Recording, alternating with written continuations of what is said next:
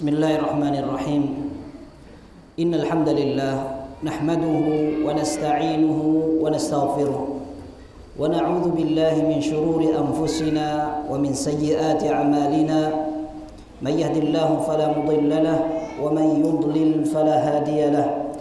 Wa asyhadu an la ilaha illallah wahdahu la syarika lahu wa asyhadu anna Muhammadan 'abduhu wa rasuluh. Sallallahu wa sallama wa baraka alaihi wa ala alihi wa ashabihi wa man tabi'a hudahu ila yaumil qiyamah. Ya ayyuhalladzina amanu taqullaha haqqa tuqatih wa la tamutunna illa wa antum muslimun.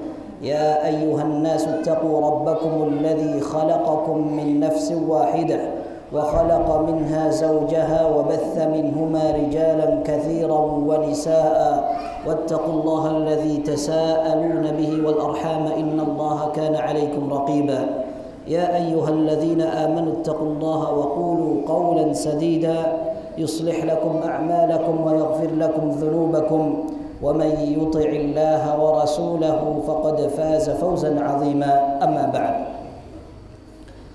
Ikhwah sekalian, jamaah Masjid Saudah, kajian malam Ahad, semoga Allah subhanahu, ini masih Saudah kan? Betul.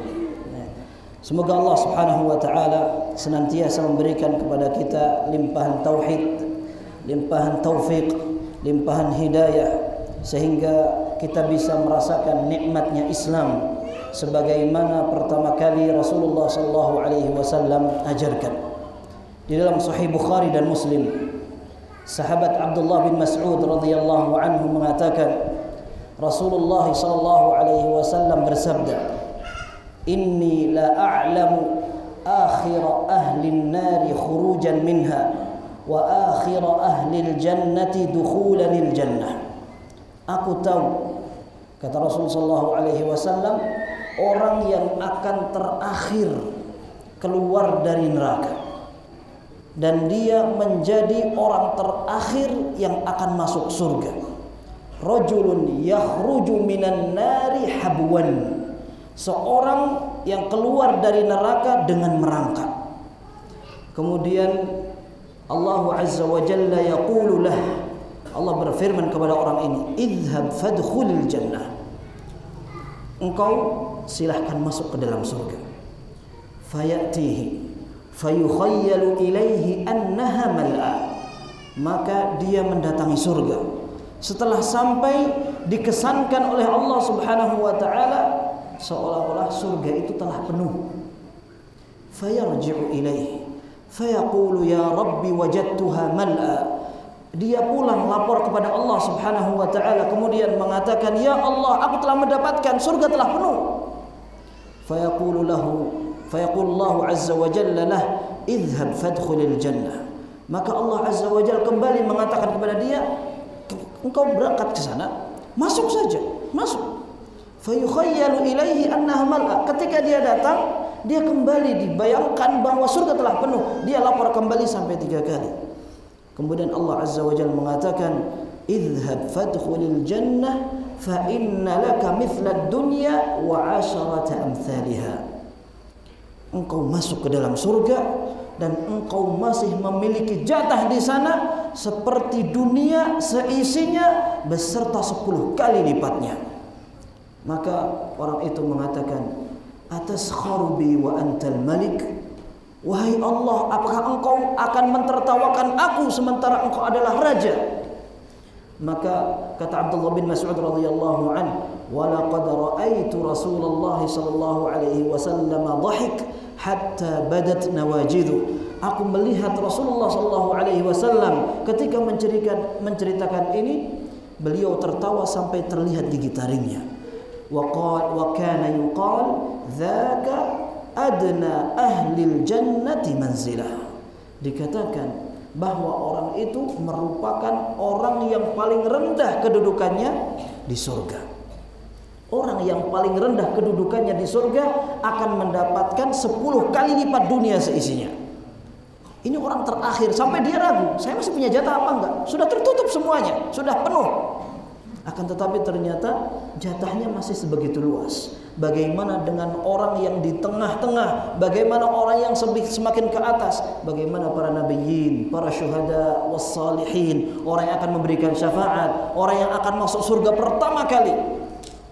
Orang-orang yang akan masuk tanpa hisab dan azab, tidak melalui perhitungan, tidak melalui pertanggungjawaban. Kelebihan yang Allah berikan. Akan tetapi untuk orang yang masuk surga sekalipun paling belakang sudah beruntung. Mau dari pintu mana, mau terakhir masuk surga juga demikian, alhamdulillah. Yang penting sudah masuk surga. Karena dalam hadis yang sahih, Rasulullah SAW akan menyeru kepada seluruh penduduk surga, kemudian seluruh penduduk neraka. Allah Azza wa Jalla akan mendatangkan kematian dalam wujud kabsh atau seekor domba. Dan semua orang yang menjadi penduduk akhirat telah melewati kematian, sehingga mereka mengenal domba ini adalah kematian. Maka Allah Azza wa Jalla menyeru kepada penduduk surga dan neraka, kalian tahu siapa ini? Mereka mengatakan semua sudah merasakannya. Kemudian Allah Azza wa Jalla mensirnakan domba itu, disembelih, kemudian mengatakan, ya ahlal jannati khuludun la maut, wa ya ahlan nari khuludun la maut. Wahai penduduk surga, setelah ini kalian kekal di surga. Wahai penduduk neraka, setelah ini kalian kekal di neraka. Maka orang terakhir masuk surga, setelah itu kekal tidak masalah. Dalam hadis yang sahih dikatakan mereka akan mendapatkan stempel jahannamiyun, orang yang pernah lewat di neraka jahannam. Akan tetapi setelah itu mereka masuk surga. Dan itu merupakan salah satu keistimewaan Allah Azza wa Jalla. Ketika ada orang yang masuk surga sementara tidak ada amal kebaikan sedikit pun, kecuali satu, tauhid kepada Allah Subhanahu wa taala. Allah Azza wa Jalla menyatakan, "Faman zuhziha 'anil nar wa udkhilal jannata faqad faz." Barang siapa yang diselamatkan dari neraka, kemudian dia berhasil meraih surga, menang sudah. Menang. Karena dia sudah aman dari kekekalan di dalam neraka. Ahlus sunnah wal jamaah meyakini bahwa sebesar apapun dosa seseorang, sekalipun dia telah bergelimang kemaksiatan, sekalipun dia telah melakukan berbagai dosa besar, selama dia tidak melakukan kesyirikan, maka dia masih mendapatkan kesempatan untuk masuk surga. Ini akidah Ahlus sunnah wal jamaah.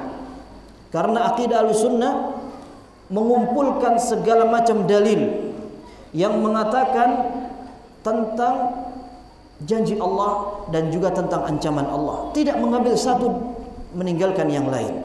Seperti beberapa sekte Wa'idiyah. Wa'idiyah artinya orang-orang yang hanya mengambil dalil ancaman saja, sehingga hasil dari kesalahan dalam mengambil intisari dalil, mereka mengkafirkan pelaku dosa besar. Mereka ambil firman Allah tentang orang yang membunuh akan masuk neraka.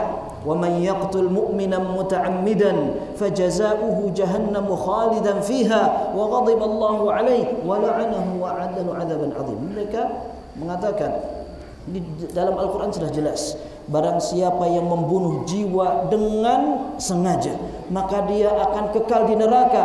Dia akan mendapatkan laknat dan murka Allah Subhanahu wa taala. Tapi dia tidak mengambil dalil yang lain. Sehingga menurut pendapat sekte Wa'idiyah, orang-orang yang mengatakan bahwa pelaku dosa besar akan kekal di neraka pada hari kiamat, dan dia di dunia adalah orang-orang yang kafir karena melakukan dosa besar. Pembunuh kafir, orang makan riba kafir, orang yang berdusta kafir. Sehingga ahli hadis mereka terkadang harus mengambil atau meriwayatkan hadis dari orang-orang yang salah dalam berakidah atau dalam bermanhaj. Dalam berislam ada beberapa orang salah, akan tetapi mereka meriwayatkan hadis. Ahlul hadis mau tidak mau perlu meriwayatkan dari mereka karena hadis itu memang dari jalur mereka. Akan tetapi tidak semua. Di antara riwayat yang tetap diterima oleh ahlul hadis adalah riwayat orang-orang Khawarij, selama riwayat itu tidak menguatkan bid'ah mereka. Kenapa? Karena orang Khawarij mereka menganggap pendusta kafir. Orang yang berdusta kafir. Berarti mereka akan jujur dalam riwayat hadis, sehingga perlu diambil riwayat mereka. Ya. Dan Ahlus Sunnah tidak mengatakan demikian. Mereka mengumpulkan dalil-dalil yang banyak, yang akhirnya pada kesimpulan bahwa seseorang selama melakukan dosa sebesar apapun, akan tetapi dia mati masih dalam keadaan bertauhid kepada Allah Azza wa Jalla, maka peluang untuk diampuni masih terbuka. Taib, apakah berarti orang yang diampuni lalu dia tidak masuk neraka? Tidak jaminan. Akan tetapi Allah Azza wa Jalla akan mungkin memasukkan seseorang ke dalam neraka untuk membersihkan, akan tetapi mungkin pula Allah Azza wa Jalla akan mengampuni sama sekali. Orang melakukan dosa besar, akan tetapi dia masih memiliki tauhid, dan dia akan dimasukkan ke dalam surga tanpa hukuman apapun. Itu merupakan keadilan Allah. Allah Azza wa Jalla tidak diprotes, tidak dibantah. Kenapa Allah Azza wa Jalla seperti ini? Ada orang dimasukkan ke dalam neraka, ada orang dimasukkan ke dalam surga. Ada orang masuk surga melalui neraka dulu, ada orang masuk surga langsung. Itu merupakan hak Allah Azza wa Jalla. Akan tetapi Allah juga adil dan bijak. Allah memberikan rambu-rambu. Ini ajaran Nabi sallallahu alaihi wasallam. Kamu ingin lakukan, lakukan. Kamu bisa masuk surga. Kalau tidak mau, silakan pula. Ya. Syaitan dari sejak ditetapkan oleh Allah Azza wa Jalla akan masuk neraka karena kesombongannya, dia telah berjanji di hadapan Allah. Qala rabbi bima aghwaytani la aq'udanna qala rabbi bima aghwaytani la aq'udanna lahum siratakal mustaqim. ثم لآتينهم من بين أيديهم ومن خلفهم وعن أيمانهم وعن شمائلهم ولا تجد أكثرهم شاكرين. Setan sudah mengatakan dari awal, ya Allah, Engkau telah tetapkan aku sesat, maka aku bersumpah aku akan sesatkan manusia. Aku akan goda mereka dari kanan, dari kiri, dari depan, dari belakang, dan Engkau akan mendapatkan orang bersyukur itu sedikit. Wa huffatil jannatu bil makarih wa huffatin naru bisyahawat. Surga diiringi, dikitari dengan berbagai hal yang dibenci, tidak disukai. Sementara neraka dikitari dengan hal-hal yang sifatnya syahwat. Orang banyak suka. Syaitan akan berusaha menghancurkan, menyesatkan seorang, sehingga pertarungan manusia untuk beribadah kepada Allah memang berat. Sehingga kaidah yang kita ambil dalam berbagai urusan gaib adalah wahyu dari Allah Subhanahu wa taala. Ketika Allah Subhanahu wa taala menyebutkan dalam Al-Qur'an seperti ini, kita percaya, dan itu ujung keselamatan. Sumber keselamatan ketika kita mau menerima, dan kita akan selamat dari saat kita ditanya dalam kubur sampai kita menghadap Allah Subhanahu wa taala. Dan ini merupakan salah satu janji Allah Subhanahu wa taala. Rasulullah sallallahu alaihi wasallam menyatakan akan ada di surga orang yang akan masuk belakangan ketika tidak ada kebaikan yang tersisa selain tauhid. Selain tauhid, dia hanya memiliki kebaikan sebutir gandum. Dalam hadis yang sahih diriwayatkan oleh Imam Bukhari dan Muslim dari jalur Anas bin Malik radhiyallahu anhu, Rasulullah sallallahu alaihi wasallam menyatakan, yakhruju minan nari yaumal qiyamati man qala la ilaha illallah wa laysa wa fi qalbihi waznu sya'iratin min khair, wa yakhruju minan nari man qala la ilaha illallah wa fi qalbihi waznu burrin min khair, wa yakhruju minan nar man qala la ilaha illallah wa fi qalbihi waznu dzarratin min khair. Nanti pada hari kiamat akan keluar dari neraka, berarti mampir dulu. Orang yang mengatakan la ilaha illallah, orang yang mengesahkan Allah Subhanahu wa taala, dia hanya memiliki sebutir kebaikan sekecil biji gandum. Semua ini dzarrah, syairah atau dzarrah atau bur, itu semua gandum. Hanya perbedaannya dari jenis gandum itu. Akan tetapi semua menunjukkan betapa kecilnya ukuran yang dimiliki dalam kebaikan seseorang, sehingga dia masuk surganya belakangan. Betul-betul dia belakangan karena dia harus mempertanggungjawabkan dosa-dosanya. Akan tetapi kalau seandainya akhirnya dia akan masuk surga, alhamdulillah. Dan sebabnya adalah disebutkan di situ man qala la ilaha illallah. Sehingga orang yang pun ketika dia mengucapkan la ilaha illallah. Hadis yang lain diriwayatkan oleh Imam Bukhari dan Muslim dari Abu Hurairah radhiyallahu anhu. Rasulullah sallallahu alaihi wasallam menyatakan, likulli nabiyyin da'watun mustajabatun wa qad ta'ajjala kullu nabiyyin da'watah inni ikhtaba'tu da'wati syafa'atan li ummati yaumal qiyamah. Setiap nabi memiliki jatah akan dikabulkan doanya oleh Allah Azza wa Jalla, dan masing-masing nabi telah memanjatkan doa pamungkas itu. Sedangkan aku sengaja aku akhirkan kesempatan itu. Aku akan minta nanti pada hari kiamat sebagai syafaat untuk ummati. Fahiya nailatun insyaallah man mata la yusyriku billahi syai'a. Maka umatku akan mendapatkan syafaat itu. Akan tetapi catatannya, barang siapa yang mati dia tidak menyekutukan Allah Subhanahu wa taala. Ini syarat mutlak. Orang akan masuk surga harus bersih dari kesyirikan. Itu syarat mutlak. Ya.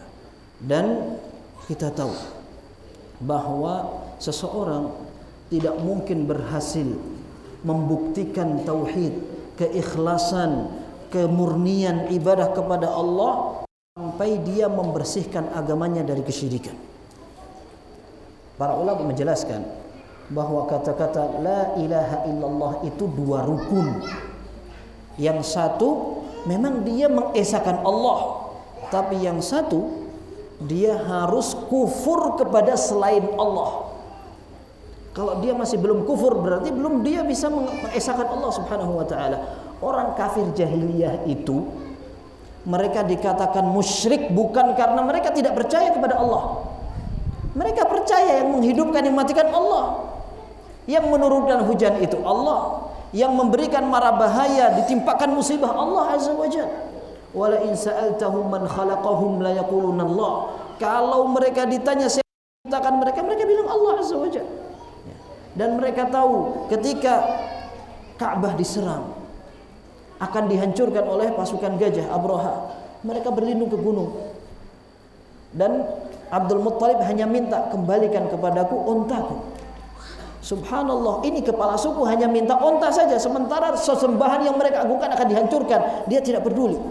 Katakan ana rabbul ibil, aku hanya seorang pemilik onta, aku minta kembalikan ontaku. Wa inna lil baiti rabban, dan sungguhnya rumah ini memiliki Rabb. Itu orang kafir jahiliyah. Mereka meyakini bahwa Allah itu memang kuat. Fa idza raqibu fil fulki da'u Allah mukhlishina lahu ad-din falamma najjahum ilal barri idza hum yusyrikun. Orang kafir itu orang musyrik, penduduk Mekah dulu. Mereka punya perdagangan.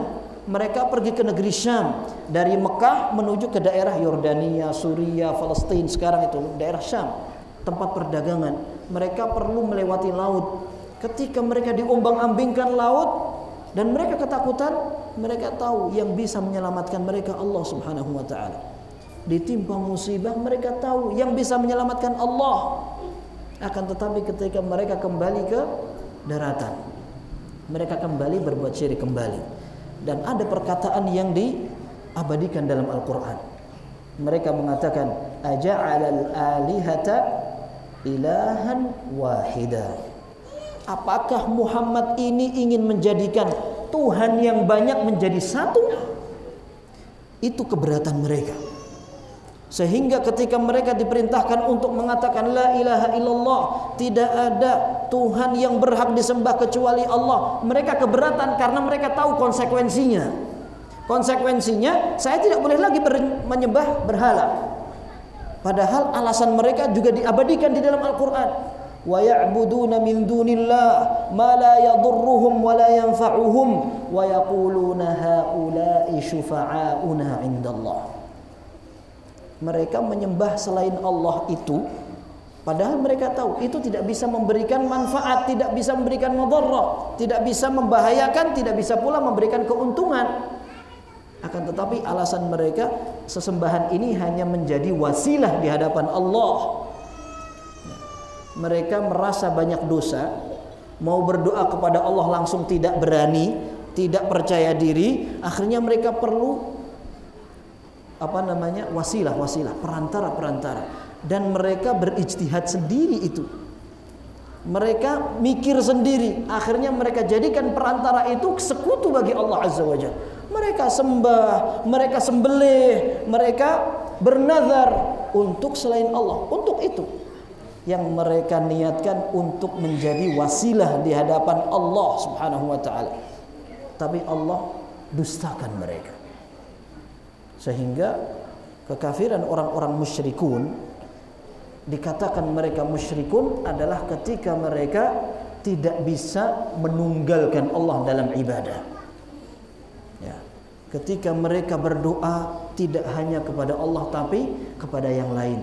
Kalau mereka digencet dengan musibah saja di tengah laut, ya, di tengah laut diombak-ambingkan ombak, wah kayaknya sudah tidak ada lagi kesempatan untuk selamat. Mereka berdoa kepada Allah. Tapi kalau mereka dalam kondisi lapang, mereka lupa. Akhirnya mereka doanya kepada selain Allah Subhanahu wa taala.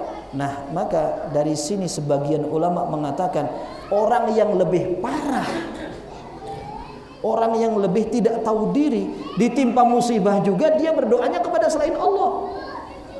Kalau orang kafir musyrikin ditimpa musibah di tengah lautan, mereka masih berdoa kepada Allah. Nanti ketika mereka kembali tenang aman, mereka syirik. Nah, zaman sekarang orang sudah mau mati, ditimpa musibah di tengah masyarakat, ada wabah, subhanallah, kita baru mengalami wabah yang besar. Dulu hanya teori saja, wabah itu apa? Dalam bahasa Arab namanya wabah, penyakit yang bisa menyeluruh di mana-mana, ya, menular dan menghampiri seluruh komunitas masyarakat. Ternyata bagian kaum muslimin disayangkan, berdoanya bukan kepada Allah. Ini sudah musibah, ini sudah. Berdoanya masih kepada selain Allah. Alasannya kalau seandainya mereka mengatakan mungkin saya terlalu kotor, tidak sampai doa saya kepada Allah, sehingga perlu ada yang mengantarkan kepada Allah Subhanahu wa taala. Subhanallah, dia telah samakan Allah dengan makhluknya. Memang kita punya pejabat manusia seperti kita. Dia butuh dikawal. Ketika ada rakyat yang ingin ketemu, dia perlu ada perantara. Tapi Allah tidak butuh. Allah tidak butuh seperti itu. Wa idza sa'alaka 'ibadi 'anni fa inni qarib. Ujibu da'watad da'i idza da'an. Apabila hambaku bertanya tentang aku, katakan aku dekat. Aku akan kabulkan permintaan orang-orang yang meminta kepada aku. Ya. Maka tidak perlu ada orang melakukan seperti itu.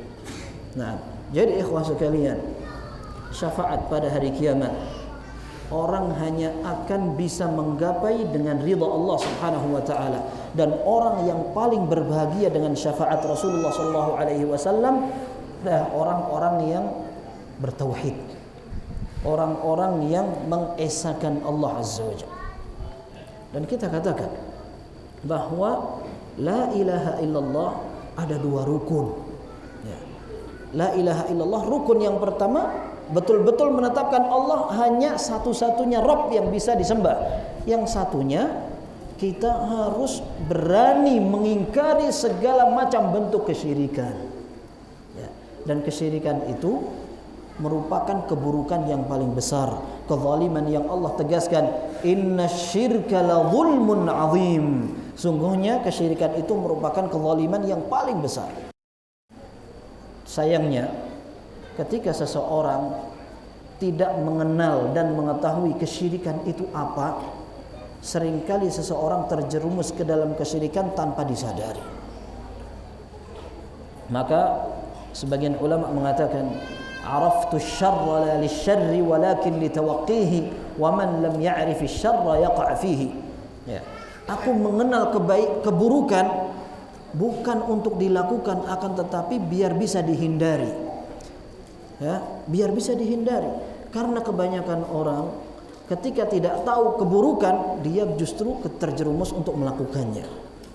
Sekarang kalau kita mau bahas tentang definisi kesyirikan, kemudian contoh-contohnya, barangkali banyak di tengah masyarakat. Pelakunya adalah ahlul qiblah, orang yang juga sholat, orang yang ibadahnya sama, orang yang juga mengatakan Rabbi Allah, Tuhanku adalah Allah subhanahu wa ta'ala. Akan tetapi karena ketidaktahuan itu, akhirnya mereka melakukan kesyirikan yang tidak mereka sadari, atau mereka menyadari akan tapi tidak diperdulikan. Ya. Maka kesyirikan ini harus kita pahami bahwa hari kiamat tidak akan terjadi sampai kesyirikan akan kembali terulang. Sebagian orang mengatakan itu kan dulu ketika Rasulullah SAW pertama kali diutus, sehingga mereka belum bisa menerima perombakan atau pergantian ideologi atau akidah. Setelah kaum muslimin berhasil menaklukkan kota Mekah, kemudian kaum muslimin berhasil untuk memahamkan Islam dengan benar, kaum muslimin tahu semua syirik tidak akan terjadi lagi. Ini salah. Dalam sebuah hadis yang sahih, Rasulullah SAW menyatakan, la taqumus sa'atu hatta tadtariba alayatu dausin ala dhil khulasah. Tidak akan terjadi hari kiamat sampai sebagian wanita kabilah Daus. Kabilah Daus adalah kabilah Arab di negeri Yaman. Mereka telah beriman kepada Allah Subhanahu wa taala, masuk Islam, mengikuti Rasul sallallahu alaihi wasallam. Bahkan Rasulullah sallallahu alaihi wasallam puji, al-imanu yamaniyah, iman adalah imannya orang-orang Yaman. Akan tetapi merupakan ketentuan Allah Subhanahu wa taala, pada hari kiamat, menjelang terjadi hari kiamat, akan balik terjadi kesyirikan. Tattariba alayatu dausin nisa'i dausin ala dhil khulasah. Dhil khulasah adalah rumah yang dijadikan tempat untuk menyimpan berhala-berhala. Untuk bayangkan, berhala saja kembali ada. Berhala yang dulu pernah Rasulullah SAW hilangkan, ya, setelah betul-betul Islam mendapatkan kemuliaan, Ka'bah dibersihkan dari berhala, ada 360 berhala disembah oleh orang-orang musyrikin. Ternyata akan ada lagi. Tattariba alayatu nisa'i dausin ala dhil khulasah. Alayat itu adalah bagian belakang kaum wanita. Ketika disebutkan seperti itu adalah isyarat betapa mereka khusyuk dalam beribadah kepada berhala itu. Dan tidak akan terjadi hari kiamat sampai itu terjadi. Dalam hadis yang sahih pula, Rasulullah sallallahu alaihi wasallam, taqumus sa'atu la yalhaq hayyun min ummati bil musyrikin wa hatta ta'buda fi'amun min ummatil awthan. Tidak akan terjadi hari kiamat sampai sekelompok umat ini akan ikut-ikutan orang-orang musyrik, dan sebagian umat ini akan kembali menyembah berhala. Maka tidak ada yang merasa aman dari makar Allah. Tauhid harga mati, ya, kalau bahasa orang zaman sekarang. Orang ingin memurnikan ibadahnya kepada Allah, itu pilihan. Karena pilihan berikutnya neraka. Kalau memang kita ingin selamat, tidak ada pilihan lain selain kita belajar agama. Bagaimana kita bisa beribadah dengan benar. Dan Rasul sallallahu alaihi wasallam sayang kepada umat ini, sayang kepada umatnya. Beliau telah berusaha untuk menjelaskan segala kebaikan dan segala keburukan, telah diterangkan dan diperingatkan. Akan tetapi pada hari kiamat, dalam hadis yang masyhur tentang haud, tentang telaga Rasul sallallahu alaihi wasallam, Rasulullah sallallahu alaihi wasallam mengatakan, inni faratukum 'alal haud, aku akan mendahului kalian, aku akan tunggu kalian di telagaku. Kemudian ada sekelompok umat datang. Rasulullah sallallahu mengenal mereka dari bekas air wudhu. Kemudian ada sekelompok orang yang akan mendatangi haud atau telaga Rasul sallallahu alaihi wasallam. Kemudian Rasul mengatakan, ummati ummati, mereka adalah umatku, akan tapi Allah azza wajalla akan hindarkan mereka. Ya, dipisah antara Rasul sallallahu alaihi wasallam dan telaganya dengan segelintir umat itu atau sekelompok umat itu. Rasulullah sallallahu alaihi wasallam mengatakan mereka adalah umatku ya Allah, akan tapi Allah azza wajalla mengatakan, innaka la tadri ma ahdathu ba'dak. Wahai Muhammad, kamu tidak tahu apa yang mereka buat setelah meninggalmu. Mereka melakukan perubahan. Maka Rasulullah sallallahu alaihi wasallam menyatakan, suhqan suhqan liman ghayyara ba'di. Celaka orang yang merubah agama setelah aku, setelah kematianku. Para ulama mengatakan, merubah agama ini bisa dirubah semuanya alias murtad, atau dia merubah sebagiannya. Merubah sebagian, dan merubah sebagian agama bukan merupakan hal remeh dan sepele. Seorang mengatakan bahwa ini agama padahal bukan agama, ini bahaya. Dan anggapan baik, perasaan ataupun semangat itu bukan merupakan landasan dalam beribadah kepada Allah. Agama kita dibangun di atas landasan dalil. Ya. Bukan karena semangat, bukan karena komunitas yang banyak sehingga kita katakan, oh ini agama yang benar. Akan tetapi agama dibangun di atas dalil, terutama yang berhubungan dengan ilmu ghaib, urusan-urusan ghaib. Iman kepada hari kiamat, kata para ulama, mencakup segala yang berkaitan dengan kematian dan setelahnya. Itu urusan ghaib.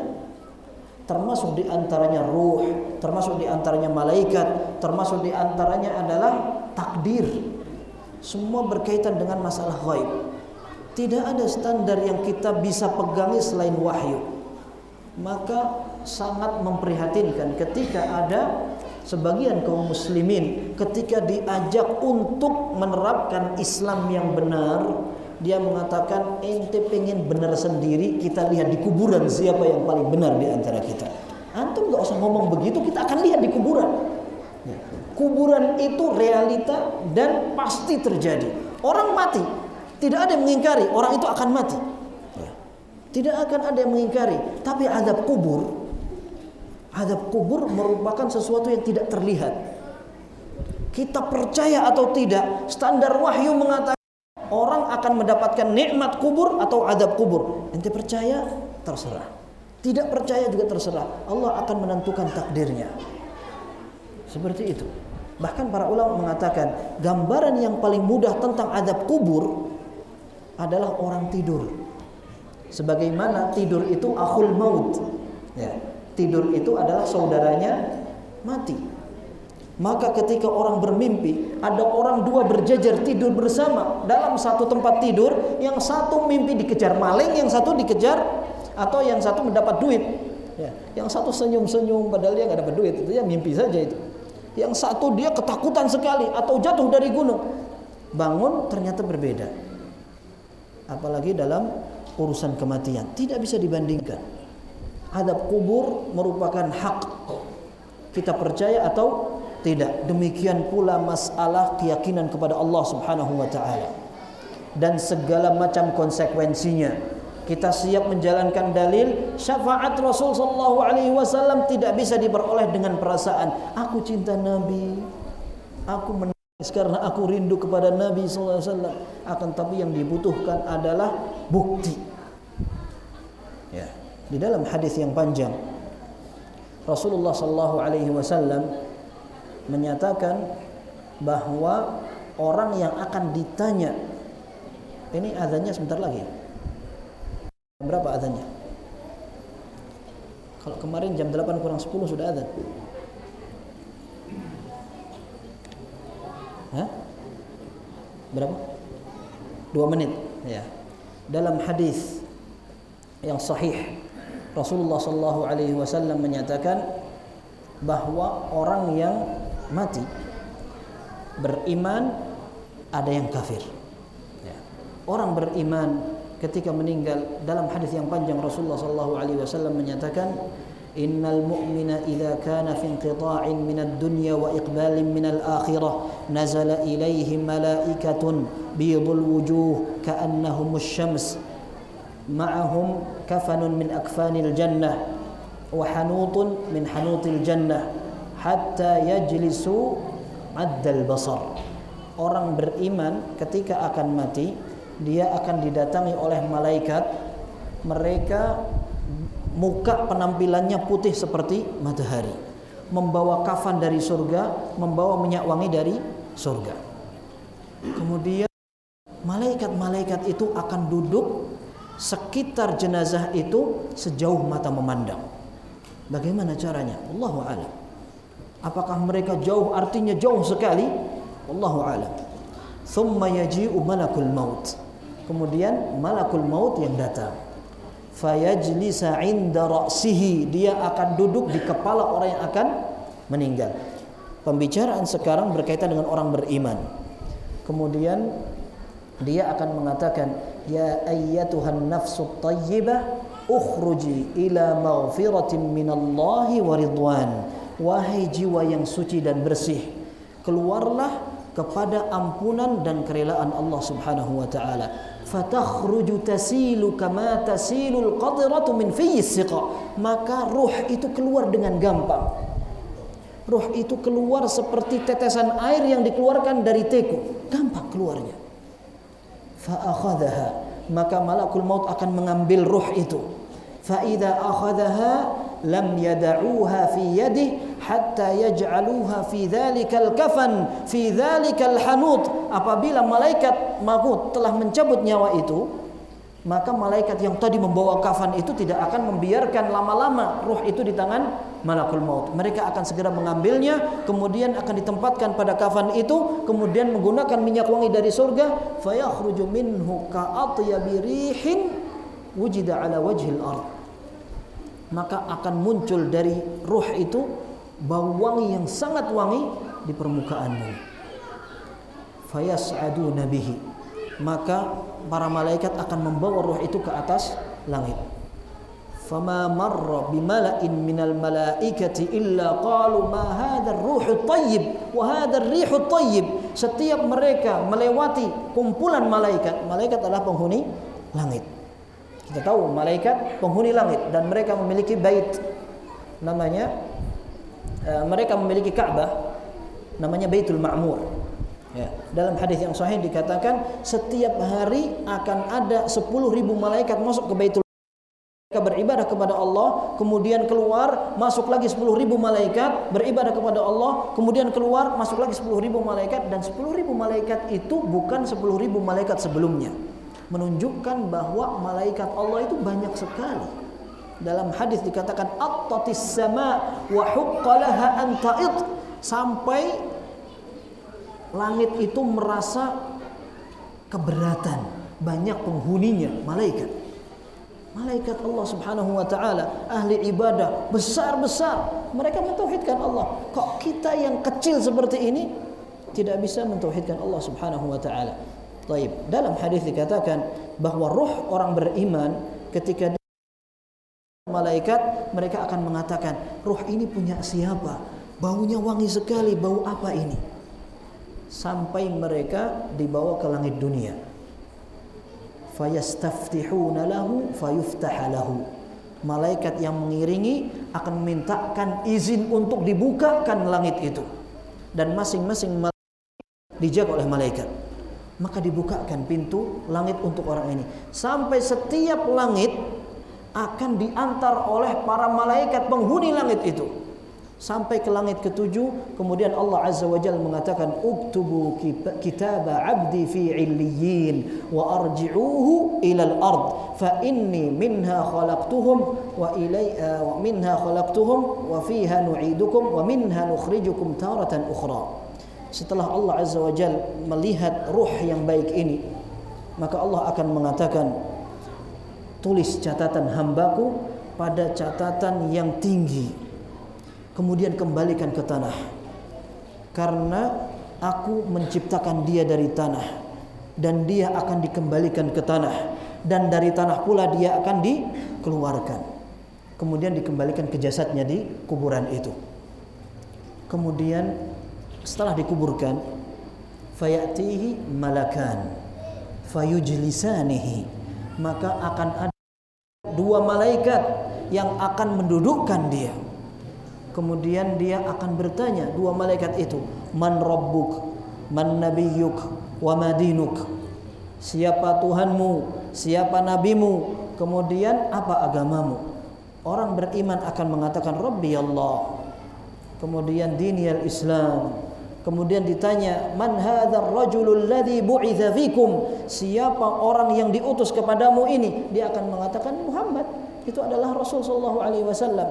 Wa ma yudrika, apa yang membuat engkau tahu? Dia mengatakan qara'tu kitaballah fa amantu bihi wa saddaqtu. Aku membaca Al-Qur'an, aku beriman dan aku benarkan. Ini kuncinya. Fayunadi munadin an sadaqa abdi, maka akan ada yang menyeru hambaku benar. Fa afrishuhu minal jannah, hamparkan karpet dari surga. Wa albisuhu minal jannah, kasih pakaian dari surga. Waftahu lahu baban, bukakan pintu untuk menuju surga. Fayatihi min rauhiha wa tibiha, maka datanglah cipratan-cipratan bau wangi maupun kenikmatan surga. Ini masih di kuburan. Masih di kuburan. Kemudian fayufsahu lahu qabruhu maddal basar, kuburannya diluaskan sejauh mata memandang. Setelah itu ya'tihi rajulun hasanat thawb hasanal manzar, akan datang seseorang pakaiannya, penampilannya baik sekali. Kemudian dia mengatakan abshir bil yaumil ladzi kunta tu'ad, hadza yaumuka alladzi kunta tu'ad. Orang itu kemudian mengatakan kabar gembira untukmu, ini adalah hari yang dijanjikan untukmu. Maka dia mengatakan man anta fawajhuka wajhu khairin ya'ti bi khair. Engkau siapa? Penampilanmu betul-betul menunjukkan kau akan datang dengan kebaikan. Maka dia akan mengatakan ana amaluka salih, aku adalah amalmu yang saleh. Sudah berhasil menjawab pertanyaan, kemudian nikmat kubur dibentangkan, kemudian dia ditemani dengan amal solehnya. Akhirnya dia mengatakan apa? Rabbi aqimis sa'ata hatta arji'a ila ahli wa mali. Ya Allah, segerakan hari kiamat. Aku ingin kembali kepada keluargaku dan hartaku. Ini orang beriman. Dia di kuburan sudah melihat itu. Dan kuburan awwalu manazilil akhirah. Kuburan merupakan tempat pertama dari dunia akhirat. Bukan dunia akhirat, maksudnya alam akhirat. Kalau seandainya awalnya sudah baik, maka akhirnya dia baik.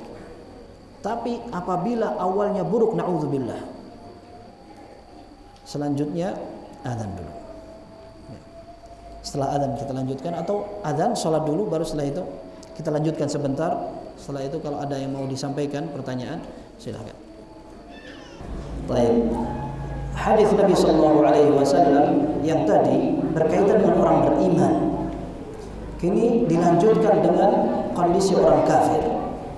Rasulullah sallallahu alaihi wasallam menyatakan wa ammal kafir idza kana fi inqita'in min ad-dunya wa iqbalin min al-akhirah. Sedangkan orang kafir ketika dia di penghujung dunia dan akan masuk ke pintu akhirat, nazala ilaihi malaikatun sudul wujuh, akan datang malaikat mukanya hitam, wa ma'ahumul musuh, mereka membawa, ini kebentar, enggak terlalu kencang. Mereka membawa musuh. Musuh itu adalah kain yang kotor, bau juga. Kalau tadi orang beriman dibawakan kafan dari surga, ada minyak wangi dari surga. Sekarang ini pakai kain yang kotor dan bau. Kemudian fayajlisuna minhu maddal basar. Malaikat seperti awal tadi, mereka akan duduk sepanjang atau sejauh mata memandang. Thumma yaji'u malakul maut. Kemudian malakul maut akan datang, kemudian mengatakan, ya ayyatuhan nafsul khabithah ukhruji ila sakhatin minallahi wa ghadab. Wahai jiwa yang buruk dan keji, keluarlah kepada murka dan kemarahan Allah Subhanahu wa taala. Fayatafarraqu fi jasadihi, maka ruh itu mulai bertebaran, mulai akan keluar dengan kondisi yang susah. Fayantazi'uha kama yantazi'u as-saffudu min as-sufil mablul, maka malaikat akan mencabut nyawa orang kafir tadi dengan cabutan yang berat, bagaikan orang yang mencabut sebuah besi berduri yang sedang terkena kain yang basah. Ya. Kalau ada sebuah besi yang berduri, kemudian dia ada kain yang nyantol saja, kain yang terikat di situ, kemudian ditarik akan susah. Tidak usah basah, ini lagi basah, maka ditarik dengan paksaan. Kemudian فَإِذَا أَخَذَهُ بِيَدِهِ لَمْ يَدَعُوهَا فِي يَدِهِ حَتَّى يَجْعَلُهُ فِي تِلْكَ الْمُسُوحِ. Kemudian seperti yang awal, ruh itu akan diletakkan di kain yang buruk itu tadi. فَيَخْرُجُ مِنْهُ كَأَنْتَنِ رِيحِ جِيفَةٍ عَلَى وَجْهِ الْأَرْضِ, maka akan muncul dari kain itu yang ada ruh yang jelek itu bau yang separah-parah bau bangkai yang pernah ada di muka bumi.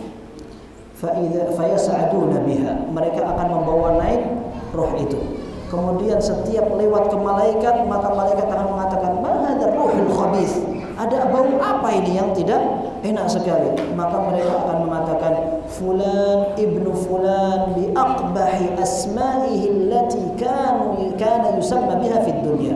Maka mereka akan mengatakan, oh ini ruh ini punya orang itu, disebutkanlah nama yang paling buruk yang pernah disebutkan nama itu di muka bumi. Kemudian roh ini kembali dibawa ke atas. Roh dibawa ke atas sampai di langit dunia. Belum langit yang lain, masih di langit dunia. Maka fayastaftihuna lahu fala yuftahu lahu.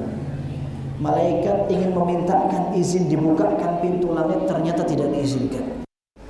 Allah Azza wa Jalla berfirman dalam Al-Quran, dibaca oleh Rasulullah SAW, la tuftahu lahum abwabus sama wa la yadkhuluna al-jannata hatta yalijal jamal fi samil khiyat. Orang kafir itu mereka akan naik ke langit, tidak dibukakan pintu, dan mereka tidak bakal masuk surga sampai ada unta yang berhasil masuk ke lubang jarum. Maksudnya tidak mungkin. Kemudian roh itu setelah ditolak oleh Allah Subhanahu wa taala, fayutrahu ruhuhu tarhan, maka roh itu akan dicampakkan saja. Dicampakkan kemudian dikembalikan ke jasadnya. Fatu'adu ruhuhu, maka rohnya akan dikembalikan ke jasadnya. Fayatihi malakan. Seperti pertama, didatangi dua malaikat, fayujlisanihi, akan didudukkan orang itu. Kemudian ditanya dengan pertanyaan yang sama, siapa Rabbmu, apa agamamu, dan siapa orang ini yang diutus kepadamu. Maka dia akan mengatakan pada setiap jawaban pertanyaan yang itu, la adri, aku tidak tahu. Dengan tergagapnya dia mengatakan aku tidak tahu. Syekh Sulaiman Ar-Ruhaili hafizahullah mengatakan kata-kata la adri adalah sebuah kiasan, bukan kiasan akan tetapi keadaan. Sebuah keadaan manakala seseorang betul-betul menyesali kondisi itu karena dulunya dia bisa ngomong, dulunya dia bisa untuk menjawab dengan jawaban itu, akan tetapi urusan akhirat bukan berkaitan dengan kecerdasan, akan tetapi dengan keimanan. Sehingga sekalipun akan diajak dituntun oleh orang yang masih hidup, sekalipun ada orang yang masih bisa mendengarkan orang hidup di sana, karena Rasulullah SAW mengatakan, sungguhnya apabila seorang dikuburkan, wa innahu la yasma'u qar'a ni'alihim, sungguhnya orang mati ketika dikuburkan dia akan mendengarkan derap langkah sandal orang-orang yang mengantarkan. Tapi apakah pendengaran itu merupakan pendengaran yang intifa, sifatnya bisa mengambil pelajaran? Orang dikubur dengar, mungkin dengar. Rasulullah SAW ketika akhirnya menguburkan jasad-jasad orang musyrikin di sumur Badar, Rasulullah SAW mengatakan, sudahkah kalian mendapatkan apa yang Allah janjikan kepada kalian? Sampai sebagian sahabat mengatakan, kok antum mengajak bicara orang sudah mati? Mereka mendengar. Tapi apakah pendengaran orang mati adalah pendengaran intifa, pendengaran yang bisa mengambil pelajaran? Karena pada saat itu yang berlaku bukan lagi apakah dia dengar atau tidak, ditalqin bisa ikut atau tidak, akan tetapi apakah dia beriman atau tidak. Sehingga ketika jawaban yang diberikan lancar sebagai orang beriman, alasannya karena dia mengatakan, aku membaca Al-Quran, aku amalkan, aku beriman. Sementara orang kafir, dia tidak bisa menjawab apa-apa. Hingga akhirnya dia hanya mengatakan apa? La adri sami'tu an-nasa yaquluna qawlan faqultu mithlahum. Aku enggak ngerti. Yang penting aku mendengarkan orang bicara seperti itu, aku ikuti saja. Akhirnya tidak beriman dengan dasar ikut-ikutan orang. Sehingga balasannya dia tidak bisa menjawab pertanyaan kubur. Maka dalam hadis disebutkan, fayunadi munadin, akan diseru oleh seorang penyeru, an kadzaba abdi, hambaku bohong, fa afrishuhu minan nar, maka berikan hamparan dari neraka, waftahu lahu baban ilan nar, bukakan pintu dari neraka, fayatihi min harriha wa sumumiha, maka panasnya neraka sekaligus racun-racunnya datang ke kuburan. Ini belum hari kiamat, masih di kuburan, sudah datang azab dari neraka. Kemudian di tengah-tengah seperti itu, ya'tihi rajulun qabihul wajh, datang seorang laki-laki dengan penampilan yang buruk rupa. Kemudian orang itu mengatakan, abshir billadhi yasu'uka, hadha yawmuka alladhi kunta tu'ad. Ini kabar gembira untuk kamu yang akan kamu rasakan dengan keburukan. Ya. Ini yang dulu dijanjikan kepada kamu. Kamu gak percaya. Dulu hanya mengatakan, lihat aja yang benar siapa, nanti dia di kuburan. Setelah di depan kuburan, dia betul-betul akan mengetahui. Tanpa mengatakan seperti itu sekarang, dia akan mengetahui di kuburan itu bagaimana. Perbedaan orang yang beriman dengan ajaran Islam, membawa ajaran Al-Quran, dia bisa menjawab. Sementara orang-orang yang hanya menentang, tidak mau peduli dengan ajaran Islam, maka dia akan merasakan juga balasannya. Maka ternyata setelah didatangi seorang, ditanya, siapa? Wajhuka wajhul khabith, kamu adalah orang yang datang dengan muka buruk. Dia mengatakan, ana amaluka as-sayyi, aku adalah amalmu yang buruk. Kemudian orang itu akan mengatakan, Rabbi la tuqimis sa'ah, Rabbi la tuqimis sa'ah. Ya Allah, jangan segerakan hari kiamat. Dia tahu di hari kiamat nanti hukuman akan ada yang lebih besar menunggu dia. Di kuburan ini parah, tapi di hari kiamat akan ada yang lebih parah lagi. Sehingga dia mengatakan, jangan segerakan hari kiamat. Antum bayangkan, ada ruh seperti ini sedang diadab oleh Allah Subhanahu wa taala. Ada sebagian kaum muslimin meyakini ruh itu akan gentayangan. Kalau tidak dibacakan apa, kalau tidak dikirimi apa, kalau tidak diritualin apa, datang dia pada malam Jumat, datang ke rumahnya, mau menagih sesuatu kepada keluarganya. Malah enak datang, ya kita sudah rindu sama kamu, datang ke sini, ayo makan apa. Ya. Artinya tidak masuk akal. Ya. Kalau seandainya ruh yang beriman mendapatkan nikmat kubur saja, dia akan mengatakan kepada Allah, Rabbi aqimis sa'ah hatta arji'a ila ahli wa mali. Ya Allah, segerakan hari kiamat, aku ingin kembali kepada keluargaku dan hartaku. Berarti dia tidak kembali. Dia tidak kembali.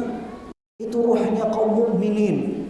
Dan setiap ruh hukum asalnya sama. Tidak bisa seseorang berbicara semau kepalanya saja. Dia mengatakan, ruh ini datang ke sini, datang ke sini. Dari mana? Ya, Allah Azza wa Jalla menyatakan, wa yas'alunaka 'anir ruh, qulir ruhu min amri rabbi wa ma utitum minal ilmi illa qalila. Mereka bertanya kepada engkau wahai Muhammad tentang ruh, katakan ruh itu urusan Allah dan engkau tidak diberi ilmu kecuali sedikit. Bagaimana orang lancang berbicara tentang agama? Ya, dia mengatakan enggak apa-apa, ini baik apa segala macam. Sekarang dia sedang berbicara tentang urusan akidah, tentang urusan keimanan. Dan ini kebiasaan. Ketika seorang tidak mengindahkan sebuah aturan syariat, maka dia akan semakin lancang dalam berbicara syariat. Dan ikhlas sekalian, kita ingin menegaskan bahwa tidak ada yang merasa aman dari makar Allah Subhanahu wa taala. Kita bersyukur bisa beribadah, akan tapi tidak ada jaminan kita akan husnul khatimah. Kita minta kepada Allah husnul khatimah, akan tapi kita tidak kemudian santai, kita aman masuk surga. Seolah-olah surga sudah depan mata. Ya. Nabi Ibrahim alaihissalatu wassalam, beliau mengatakan dalam satu doanya, wajnubni wa baniya an na'budal asnam. Ya Allah, hindarkan diriku dan anak keturunanku dari penyembahan berhala. Nabi Ibrahim itu, Nabi Ibrahim dipuji oleh Allah, inna Ibrahim kana ummatan. Sungguhnya Ibrahim adalah ummah. Ummah ditafsir oleh para ulama artinya adalah qudwah. Qudwah sebuah teladan. Pada di saat itu tidak ada orang yang bertauhid kepada Allah kecuali dia saja. Dan kemudian keluarganya. Padahal anak keturunan Nabi Ibrahim banyak para nabi. Ternyata beliau khawatir akan terjangkit penyakit kesyirikan. Dan dia berdoa kepada Allah, ya Allah, hindarkan aku dan keluargaku dari penyembahan berhala. Berhala itu kelihatan, bagaimana kesyirikan yang tidak terlihat. Penyembahan berhala mungkin kita merasa itu tidak, tapi kesyirikan lain banyak sekali. Sehingga seorang ulama tabi'in atau seorang ulama salaf mengatakan, wa man ya'manu ba'da Ibrahim. Siapa yang merasa aman setelah Nabi Ibrahim saja tidak merasa aman akan penyakit kesyirikan. Dan kita telah mengetahui kesyirikan akan terjadi pada umat ini sebelum terjadi hari kiamat. Dan kita perlu tahu bahwa tidak mesti Islam yang benar adalah Islam komunitas. Akan tetapi Islam yang benar adalah yang sesuai dengan ajaran Nabi SAW. Ketika Rasulullah SAW tidak mengetahui setelah beliau meninggal, kemudian ada orang-orang yang merubah agama ini, menunjukkan bahwa seorang tidak boleh hanya mengandalkan perasaan, semangat, yang penting banyak yang mengerjakan. Masa semua orang salah? Ada sebuah hadis, ini menjadi penutup insyaallah, yang diriwayatkan dari Ibnu Abbas radhiyallahu anhuma. Rasulullah sallallahu alaihi wasallam menyatakan, "Uridat 'alayyal umam." Aku ditampakkan oleh Allah Subhanahu wa taala umat-umat yang banyak. Fara'aitun nabiyya wa ma'ahu ar-rahtu aw ar-ruhayt.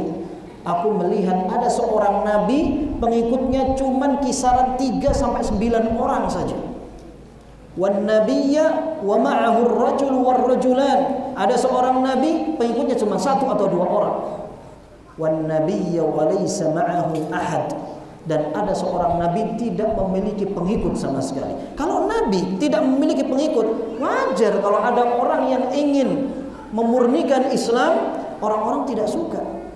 Wajar. Kalau nabi saja mendakwahkan tauhid kepada Allah Subhanahu wa taala tidak memiliki pengikut, kalau sekarang ada orang dimusuhi karena tauhid kepada Allah, wajar. Wajar sekali. Islam itu dimulai dengan keterasingan dan akan ditutup dengan keterasingan. Maksudnya Islam yang benar. Islam yang benar. Asing. Sebagian ulama mengatakan ahlus sunnati fil Islam ka ahlil islami fil adyan. Ahlus sunnah di tengah orang-orang yang menisbatkan diri kepada Islam sedikit, seperti sedikitnya orang-orang Islam dibandingkan pemeluk agama lain. Nah, Ini ikhwah sekalian, dalam hadis itu Ibnu Abbas radhiyallahu anhu meriwayatkan dari Rasul sallallahu alaihi wasallam, "Idz 'urida li sawadun 'azim, fa dhanantu annahum ummati." Ketika akhirnya aku melihat ada nabi yang tidak punya pengikut, ada nabi yang pengikutnya cuma satu, ada yang punya dua, ada yang cuma 9. Ternyata ada sebuah kumpulan kelompok orang yang besar, terlihat hitam karena banyaknya mereka. Aku sangka mereka adalah umatku. Fa idza Musa alaihi salatu wassalam, ternyata itu pengikutnya Nabi Musa. Kemudian dikatakan, walakin unzur ilal ufuq, tapi wahai Muhammad, kamu lihat di sana, di ujung sana. Ternyata fa idza sawadun azim, ternyata ada kumpulan yang lebih besar, kumpulan yang terlihat hitam. Wanzur ilal ufuqil akhar, lihat ke ujung yang lain. Fa idza sawadun azim, ternyata ada kumpulan yang lebih besar lagi. Hadhihi ummatuk, ini baru umatmu, banyak, besar sekali. Wa ma'ahum 70,000 yadkhuluna al-jannata bighairi hisabin wala 'adzab.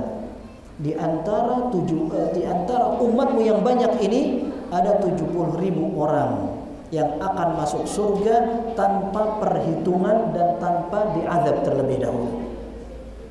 Maka Rasulullah SAW ketika menyampaikan ini di depan para sahabatnya, Rasulullah SAW berhenti kemudian masuk rumah.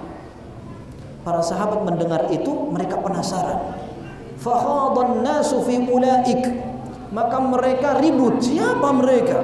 Siapa yang akan menjadi golongan 70.000 orang masuk surga tanpa hitung-hitungan? Mereka mengatakan, la'allahumul ladzina sahibu Rasulullah sallallahu alaihi wasallam. Mungkin mereka adalah para sahabat Nabi yang memperjuangkan, yang siap untuk mengikuti Rasul sallallahu alaihi wasallam.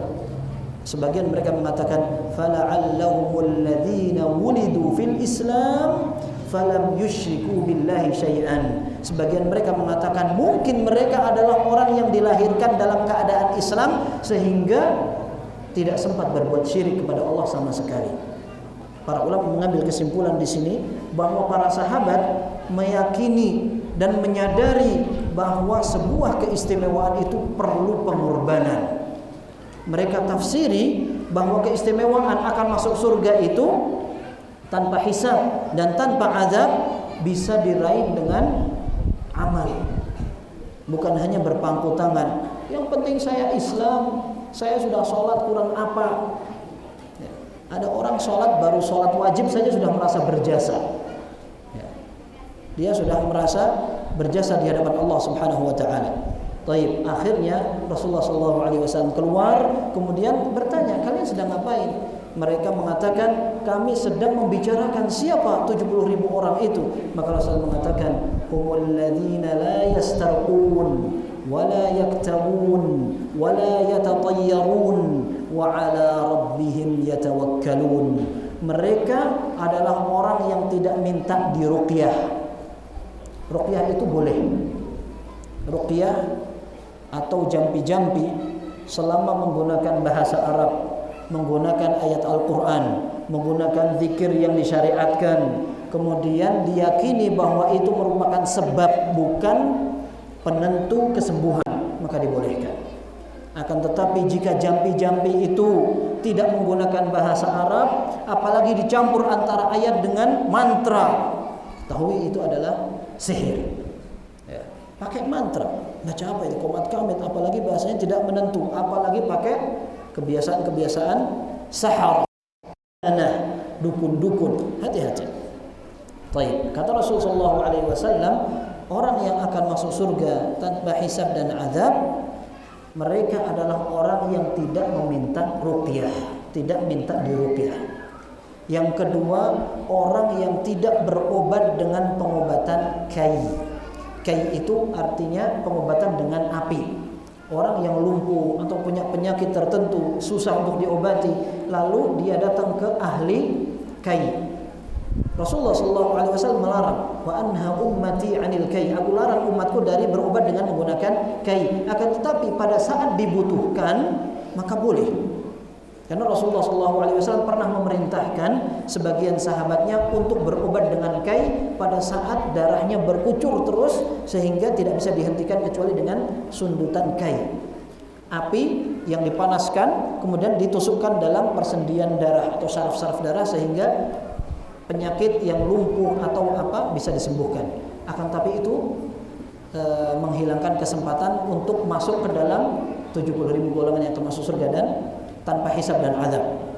Ini yang kedua, tidak menggunakan pengobatan kai. Yang ketiga, tidak percaya khurafat. Apa khurafat itu? Keyakinan, tradisi dan adat istiadat, kata mbah, kata nenek moyang. Kalau hamil ada bulan purnama sembunyi bawah kolong. Antum nggak pernah mendengar kan? Alhamdulillah. Anda pernah mendengar ketika Ummi Ana hamil disuruh sama orang, bilang sama ummimu sembunyi bawah kolong. Emang kenapa? Ya, tapi yakin kayak gitu masih laku di zaman sekarang. Dan kaum muslimin yang mewariskan seperti itu.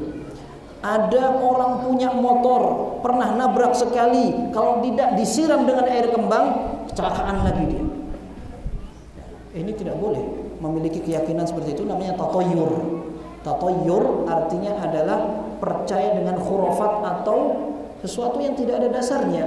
Dikatakan tatoyur dari kata-kata toir, burung. Karena orang Arab jahiliyah, mereka apabila melakukan sebuah perjalanan atau ada kegiatan, mereka akan ambil burung, diusir burung itu. Kalau burung itu terbang ke kiri, mereka bilang wah bahaya, tanda sial. Kalau burungnya terbang ke kanan, tanda keberuntungan. Ayo kita kerjakan.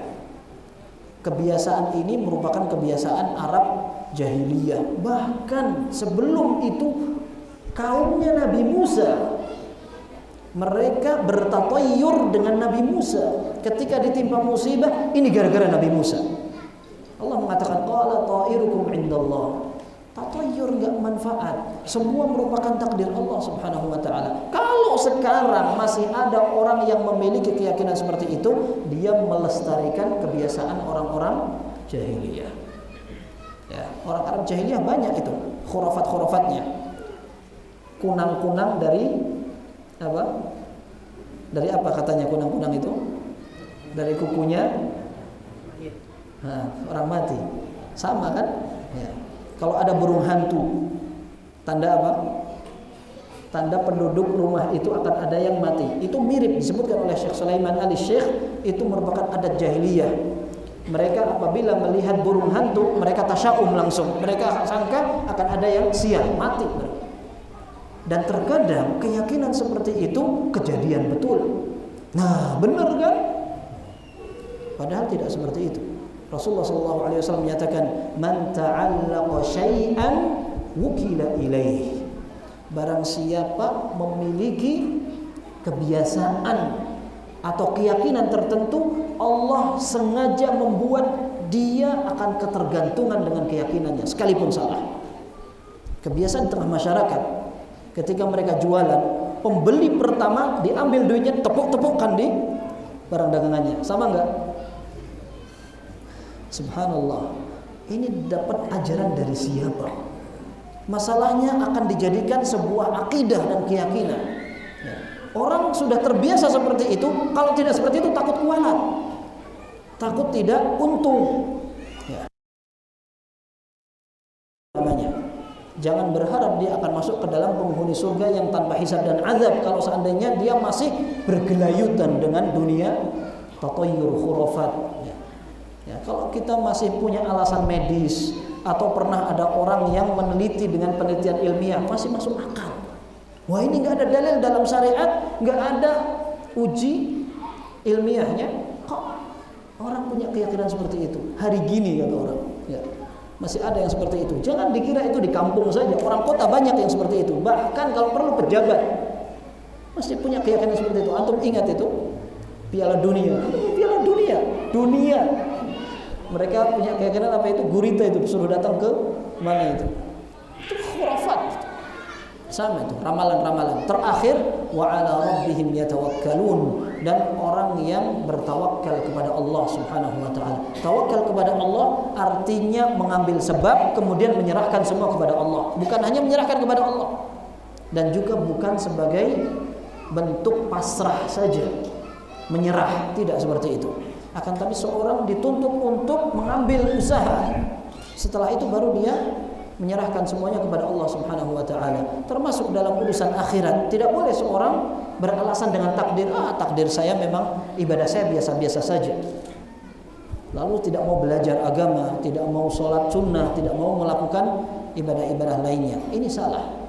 Para ulama mengatakan tidak boleh beralasan dengan takdir untuk meninggalkan perintah atau menerjang larangan. Semoga Allah Subhanahu wa taala senantiasa memberikan kepada kita bimbingannya sehingga kita mudah untuk menerima kebenaran dan bisa beribadah dengan cara yang benar sampai Allah ridha kepada kita. Wallahu taala a'lam. Sallallahu wasallam baraka nabi Muhammad wa ala alihi wa sahbihi ajma'in walhamdulillahirabbil alamin. Pertanyaan pertama. Ada orang yang mengatakan bahwa di kampung kami dukun lebih laku daripada dokter. Ketika ada orang sakit, mereka berobatnya ke dukun, bukan ke dokter. Bukan aja, banyak kampung-kampung kita seperti itu. Ya, ini disayangkan sekali. Ketika ada orang lumpuh, ada kecelakaan, ada apa, datang ke sana itu ikhtiar kita. Bahasanya mah Arab, masya Allah, ya, ikhtiar, tapi datangnya ke dukun. Ya, ini tidak boleh, ya, tidak boleh. Rasulullah SAW menyatakan, ata arrafan fasa'alahu an syai'in fasaddaqahu bima yaqul faqad kafara bima unzila ala Muhammad.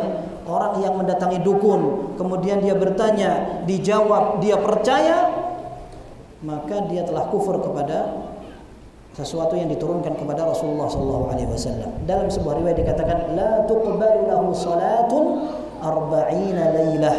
Salatnya tidak akan diterima 40 hari. Al-Imam Nawawi rahimahullah mengatakan, orang yang mendapatkan balasan seperti ini, mendapatkan dosa seperti ini, bukan berarti dia tidak masalah tidak sholat. Dia tetap harus sholat, akan tetapi pahalanya tidak ada. Kalau dia tidak mau sholat karena dia mengetahui tidak akan berpahala, dosanya tambah. Ini balasan untuk orang yang datang ke dukun. Dan kita baru tahu ternyata akal kaum muslim ini lemah sekali. Ya. Dukun itu kerjasamanya bukan dengan malaikat. Sekalipun orang mengatakan ada dukun hitam, ada dukun putih. Dukun hitam itu sama setan, sama jin. Kalau dukun putih sama malaikat. Kata siapa malaikat mau kerjasama sama ente? Ya. Tugasnya sudah banyak. Mereka tidak pernah bermaksiat kepada Allah. Tahu-tahu dia kerjasama sama orang untuk menyembuhkan orang kurang kerjaan. Begitu. Nah, ini masih diyakini oleh masyarakat sehingga mereka percaya. Datang ke sana, orangnya masya Allah ahli hikmah. Usap set. Ini bukan ciri-ciri penyembuhan syar'i dan juga medis. Ya. Dan para ulama menjelaskan bahwa seorang boleh berobat ketika ada dalilnya atau ada percobaannya atau tes pengalaman yang masuk akal. Di medis, pengobatan seperti ini ada penelitiannya, silahkan dilakukan. Atau ruqyah syar'iyah, dibacakan doa tidak apa-apa. Tapi orang tidak tahu apa-apa, tidak ada bukti apa-apa, lalu dia datang untuk penyembuhan. Allahu a'lam. Seperti itu. Nah, sehingga nasihatnya bagaimana? Nasihatnya belajar Islam. Nasihatnya belajar Islam. Gencarkan ilmu akidah. Ajak kaum muslimin untuk berkenalan dengan Al-Quran. Al-Quran itu tidak dilombakan saja, tidak dipertontonkan suaranya yang baik, siapa yang lebih kuat hafalannya, akan tapi bagaimana isinya diamalkan. Sangat memprihatinkan ketika orang hafal Al-Quran, kuat hafalannya, suaranya bagus, dengan adzan santai saja dia, sambil merokok. Dengarkan musik sambil merokok begini. Diajak sholat, silakan duluan. Mana pencerminan dia menjadi seorang ahlul Quran? Ya, bahkan dulu sejak zaman Al-Hasan Al-Basri rahimahullah ada yang membanggakan kuatnya hafalan. Bahkan ada yang ingin berjual beli dengan hafalannya. Dia mau jadi imam kalau dibayar sekian. Sampai Imam Ahmad marah, dia mengatakan, "Man yusalli khalfa hadha?" Siapa yang mau salat menjadi makmum orang kayak gini? Zaman sekarang mungkin ada juga. Ana pernah melihat sendiri orang ngamen pakai Al-Qur'an. Caranya bagaimana? Dia masuk ke rumah orang, ketuk, setelah dibuka langsung a'udzubillahi minasyaitonirrajim, bismillahirrahmanirrahim. Kasih uang, pergi dia. Memalukan sekali. Itu gaya kasar.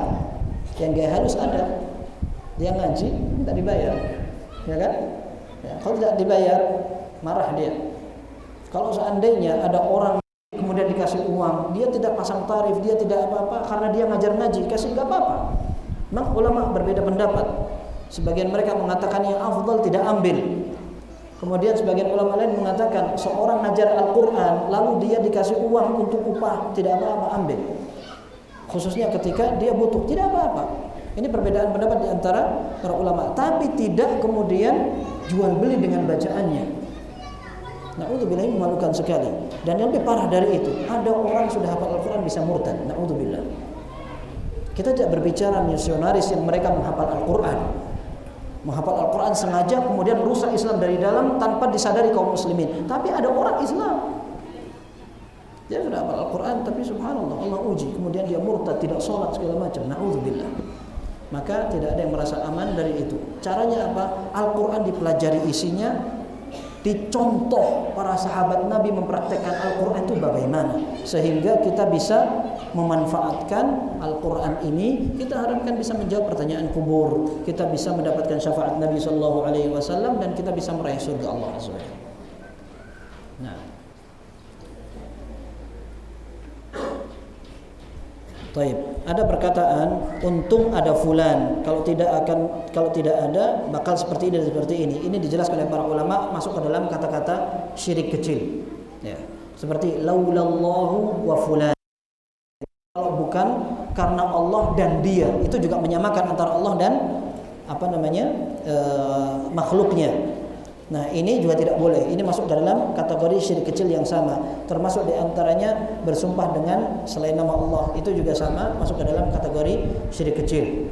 Nah, kecuali kalau diyakini bahwa orang yang menyembuhkan itu betul-betul penyembuh satu-satunya, bukan karena Allah. Ya. Kalau seandainya dia mengatakan, kalau bukan karena orang itu saya sudah mati, misalnya. Ini kata-kata syirik kecil. Tapi kalau dia yakini bahwa orang itu betul-betul yang menyelamatkan dia, bukan Allah, syirik besar.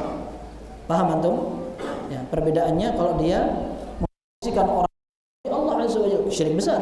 Tapi kalau perkataan itu dimunculkan dari mulutnya, tapi dia masih tetap meyakini Allah yang memberikan kesembuhan, tapi lewat orang itu, tapi kata-katanya seperti itu, maka itu yang dikatakan syirik kecil. Wallahu a'lam bishawab.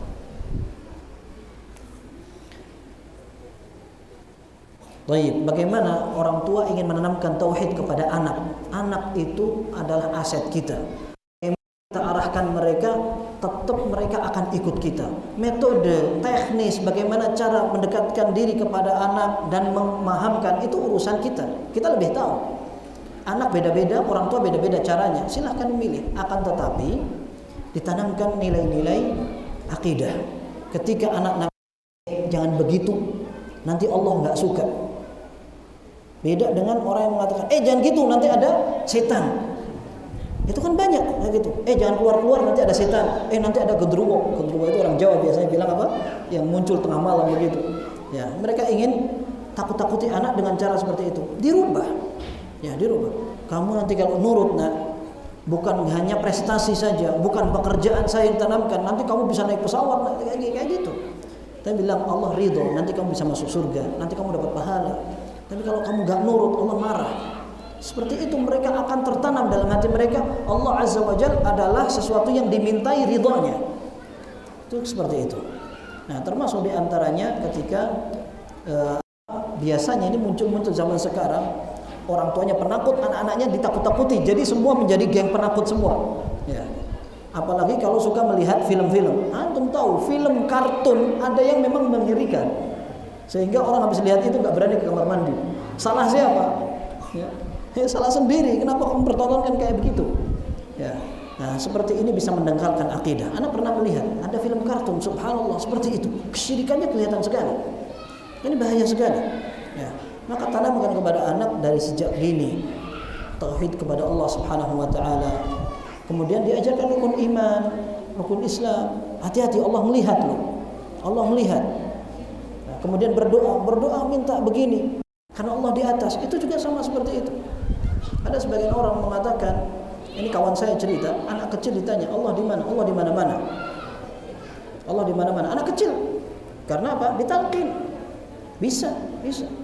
Kalau Allah di mana-mana berarti Allah di tempat sampah, Allah di mana? Kan gitu. Tapi Allah Azza wa Jalla di langit itu sudah tegas dengan nas Al-Qur'an, dengan hadis Nabi sallallahu alaihi wasallam. Itu bisa diterapkan kepada anak. Awas, Allah melihat. Allah mendengar. Coba berdoa kepada Allah. Ketika anak merengek minta apa, kamu berdoa kepada Allah. Nah, ini bisa. Dan metode-metode yang lebih detail, orang tua, terutama ibu-ibu biasanya lebih tahu bagaimana mengajarkan kepada mereka. Bapak-bapak biasanya lebih emosi cepat. Anak nggak paham dia. Gitu. Ya. Jadi masalah teknis diserahkan kepada masing-masing. Akan tetapi ilmu yang disampaikan itu muatannya akidah. Wallahu a'lam bishawab.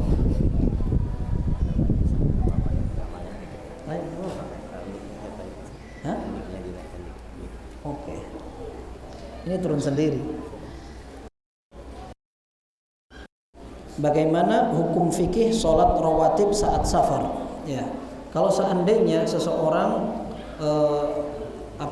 sedang mengqashar sholat, maka sebagian sahabat mengatakan lau tanaffaltu la atmamtu.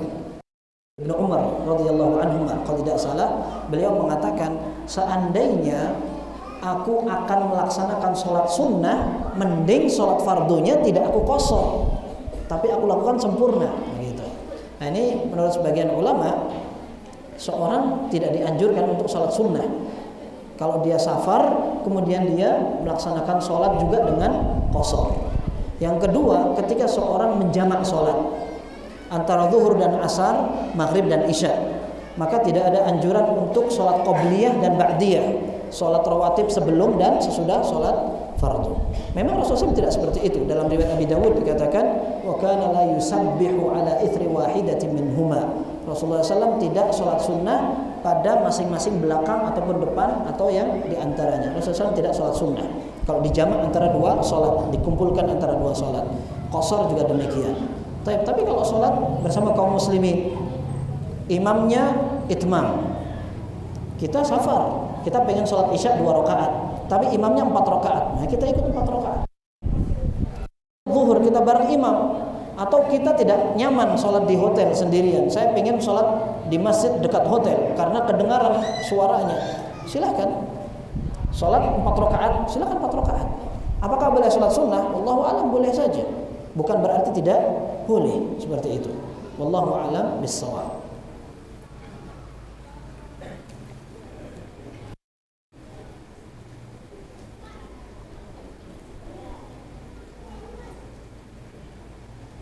Nah, waktu sholat subuh sebagian kaum muslimin menyangka bahwa waktu subuh untuk yang dilakukan pada saat ini salah, belum masuk waktu, sehingga dia sampai tidak sholat di masjid, dia hanya sholat di rumah karena dia anggap masjid kaum muslimin terlalu cepat sholatnya, sehingga dia sholat di rumah.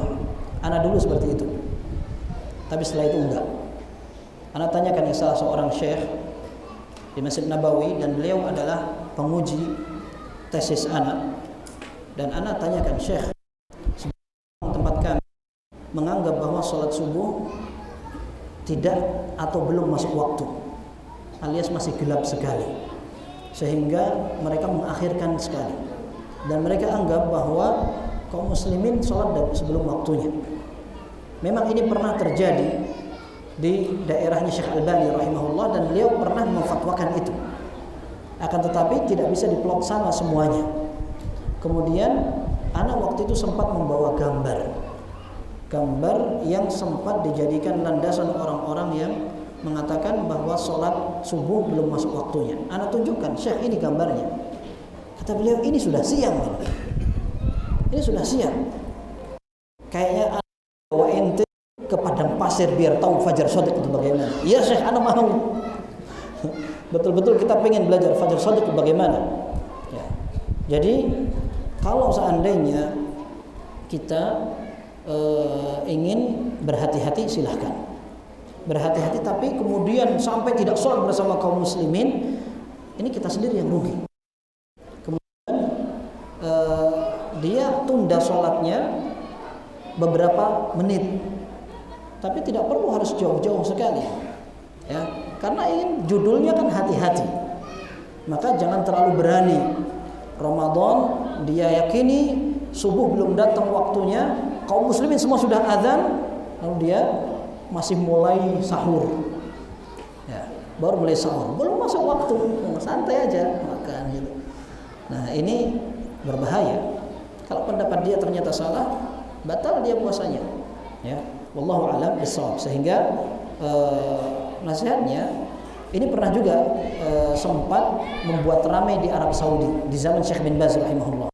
Syekh bin Baz menugaskan beberapa tim untuk betul-betul mengecek apakah takwim Ummul Qura atau kalender yang dijadikan pijakan untuk waktu sholat di sana betul-betul salah. Akhirnya dibentuk beberapa orang untuk mengecek itu, ternyata sesuai. Ya, sehingga kita kalau mau hati-hati silahkan. Tapi kalau kemudian menyalahkan, mengatakan belum masuk waktu, Allahu a'lam. Ini perlu studi ulang. Seperti itu. Bagaimana hakikatnya fajar shadiq yang benar bagaimana? Allahu a'lam bishawab.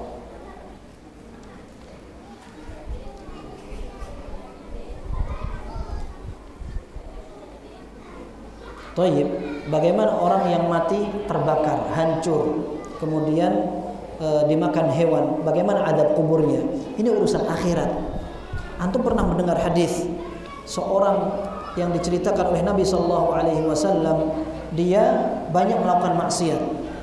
Dalam Sahih Bukhari. Kemudian dia pesan kepada anak-anaknya, kalau aku mati, bakar. Kemudian abunya ditebarkan pada waktu bertiupnya angin kencang. Dia sangka bahwa Allah tidak mampu untuk menghidupkan dia kembali. Pada hari kiamat dikumpulkan. Kemudian ditanya oleh Allah Subhanahu wa taala, apa yang membuat engkau melakukan itu? Khasyatuka. Aku takut kepada engkau. Tapi caranya salah. Akan tapi Allah ampuni dia. Allah ampuni dia. Tapi bukan itu yang kita bahas. Yang kita bahas adalah Allah mampu untuk melakukan prosesi perjalanan dia setelah mati. Ya. Kita bayangkan mungkin hilang sudah badannya, apa tidak dikubur aman dari adab kubur? Tidak. Allah Azza wa Jalla pada hari kiamat akan mengumpulkan semua itu. Allah yang tahu di mana tempatnya. Sekarang kita nggak ngerti di mana jasadnya. Allah tahu di mana semuanya. Dan akan dikumpulkan semuanya. Sehingga adab kubur atau nikmat kubur akan tetap berjalan lancar tanpa hambatan. Allahu a'lam.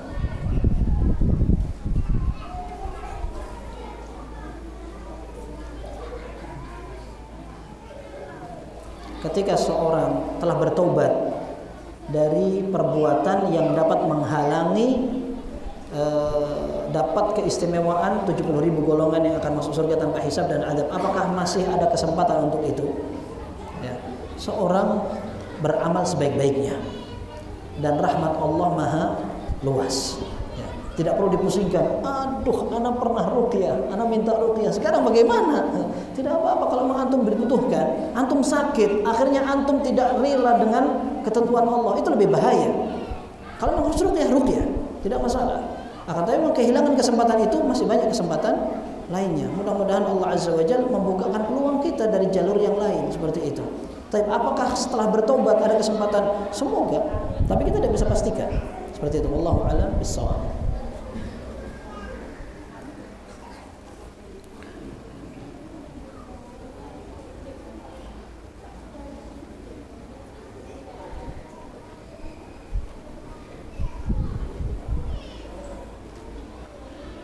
Identiknya atau identik ya, ini bacanya gimana? Bayi orang yang dianggap asing di akhir zaman. Ini bacanya gimana?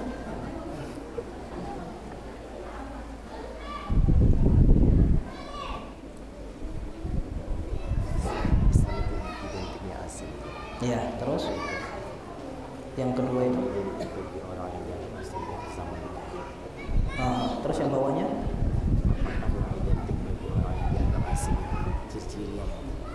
gitu ya. Orang asing itu bagaimana? Orang asing itu bukan orang yang berbeda sendiri. Ya.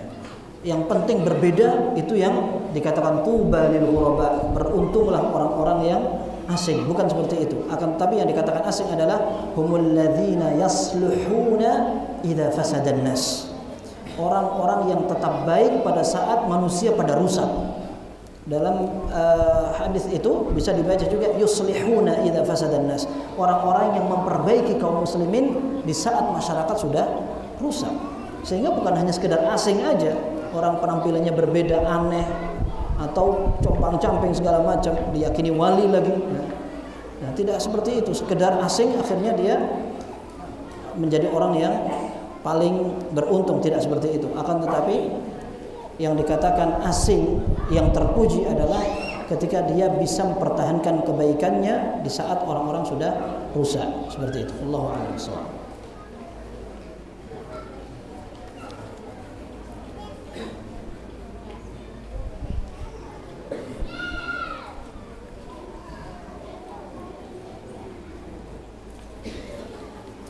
Orang-orang yang tidak meyakini Allah di atas arsy, apakah tauhidnya masih apakah kita boleh bergaul dengan mereka?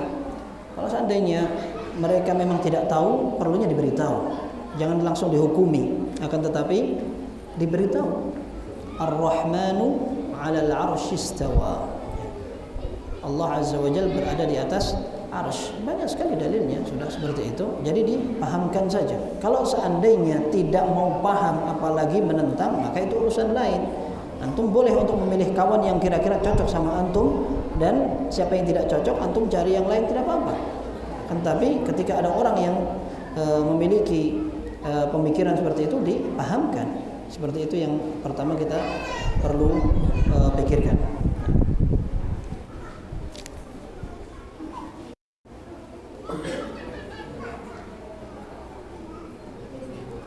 Gimana pandangan Islam tentang seseorang yang mengatakan bahwa belajar tauhid terus menerus, belajarnya nggak bakal selesai? Sudah seberapa banyak pelajaran tauhid yang dipelajari? Buku-buku tauhid banyak sekali. Ya. Ada kitab tauhid Ibnu Manda, Syariah lil Ajurri, kemudian ada buku lain, sudah dibaca semua, sudah tahu semua. Ya. Belajar tauhid tidak selesai, tidak apa-apa, tidak selesai. Kita sampai menghadap Allah Subhanahu wa taala. Yang kita bahas adalah Allah yang menciptakan kita. Kenapa memangnya? Kalau tidak selesai juga tidak apa-apa. Sebagaimana kita beribadah juga enggak selesai juga tidak apa-apa. Wa'bud rabbaka hatta ya'tiyakal yaqin. Sembahlah Allah Subhanahu wa taala sampai kamu mati. Tidak apa-apa. Dan ini alasannya kenapa orang-orang mengatakan, kenapa kita belajar tauhid terus? Orang sudah sampai zaman roket. Ya, kita masih belajar tauhid. Subhanallah. Yang memenangkan itu Allah. Pemilik orang yang menciptakan roket juga Allah Subhanahu wa taala. Justru ada usaha untuk mendangkalkan akidah dari orang-orang kafir agar kita tidak perhatian dengan itu. Mereka tahu kalau kita betul-betul belajar akidah yang benar, mereka bisa dikalahkan. Seperti itu. Allahu a'lam bishawab.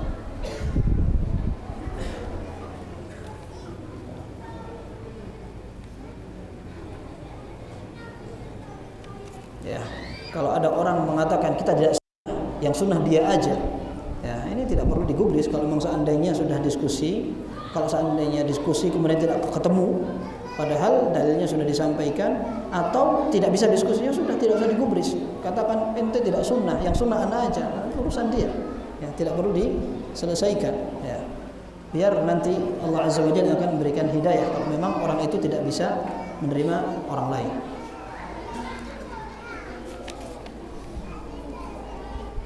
Apakah orang bunuh diri itu kekal di neraka? Wallahu a'lam tidak. Sebagaimana orang membunuh orang lain juga tidak kekal di neraka.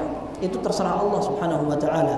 Kalau seandainya Allah menghendaki dia akan dihukum di neraka, maka Allah akan hukum. Akan tapi jika Allah kehendaki diampuni, diampuni. Seperti itu. Wallahu a'lam. Ya. Ada yang menilai bahwa sebagian ustadz yang mengajarkan tauhid keras. Ana lebih suka ustadz yang santai, bisa cocok sama semua kalangan, bahkan kalau perlu berpolitik. Ya, itu pilihan. Ya, itu pilihan. Dan seseorang tidak memasukkan diri ke dalam hal yang bukan ahlinya sehingga dia bisa mengorbankan sesuatu yang lebih mahal, ya, yang lebih mahal. Allah taala alim bissawab.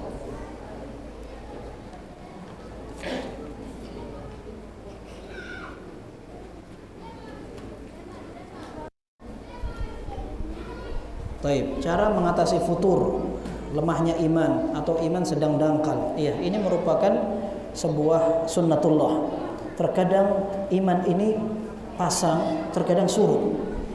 Terkadang bisa meningkat, akan tapi seringkali juga menurun. Akan tapi para ulama mengatakan bahwa ketika seseorang sedang mengalami futur, sedang mengalami minimnya keimanan, maka diusahakan jangan sampai meninggalkan yang wajib. Yang wajib itu tadi lakukan. Yang sunnah tidak apa-apa, akan tapi yang wajib jangan sampai ditinggalkan. Kemudian bagaimana caranya agar kita bisa kembali semangat lagi dalam beribadah kepada Allah? Yang pertama, cari komunitas. Ketika kita ibadah sendiri kita berat. Tapi ketika kita melihat ada orang yang sama semangatnya, ini membaca, ini menghafal, ini sholat, kita akan terdorong untuk itu. Komunitas penting sekali. Yang kedua, banyak membaca kisahnya para salaf, kisah para ulama. Bagaimana mereka memperjuangkan agama di saat-saat yang paling sulit. Nah, kita ini kenapa? Futur kita kenapa? Biasanya ada orang punya masalah. Gara-gara masalah itu akhirnya terbawa pada urusan ibadah dia. Jadi tidak semangat. Karena apa? Masalah dia itu betul-betul membuat dia galau. Ya. Diobati urusannya. Ya. Dicarikan solusi. Kemudian ketika doa kepada Allah, berdoa agar diberikan kekuatan dalam beribadah dengan cara yang baik. Allahu a'lam.